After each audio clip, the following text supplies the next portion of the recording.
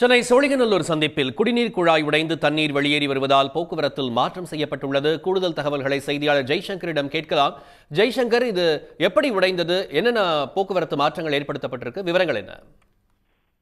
Chennai OMR சாலையில் metro rail 2ஆம் கட்ட பணிகள் நடைபெற்று வருகிறது. குறிப்பாக இந்த சோழிங்கநல்லூர் இந்த சந்திப்புல நடைபெற்றும் பணி, மெட்ரோ ரயில் பணி நடைபெறும் போது அங்கு அடியில் செல்லும் இந்த மெட்ரோ வாட்டர் குடிநீர் குழாய் உடைந்துள்ளது. அதனால் நீர் குடிநீர் வெளியேறி சாலையில் இருபுறமும் ஆறாக ஓடி வருகிறது. இதனால் அங்குள்ள மண்ணு அந்த சகதியம் கலந்து அந்த சாலையில் ஓடுவதால் அந்த வாகன ஓட்டிகள் அங்க மித வேகத்தில் செல்லும் நிலை ஏற்பட்டது. இதனால் போக்குவரத்து நெரிசல் ஏற்பட்டது. இதனையடுத்து போக்குவரத்து போலீசார் சில மாற்றங்களை செய்து கனரக வாகனங்களை ஈசிஆர் சாலை வழியாக திருப்பிவிடும் பணியில் ஈடுபட்டு வருகிறார்கள். அதே நேரத்தில் சாலையில் நடந்து செல்பவர்கள் தங்களோட ஆடைகளில் செயற்படுவதால் அவர்கள் நடக்க முடியாத சூழ்நிலை ஏற்பட்டுள்ளது. இதை சீர் செய்யும் பணியில் மெட்ரோ ரயில் நிர்வாகம் ஈடுபட்டுள்ளது.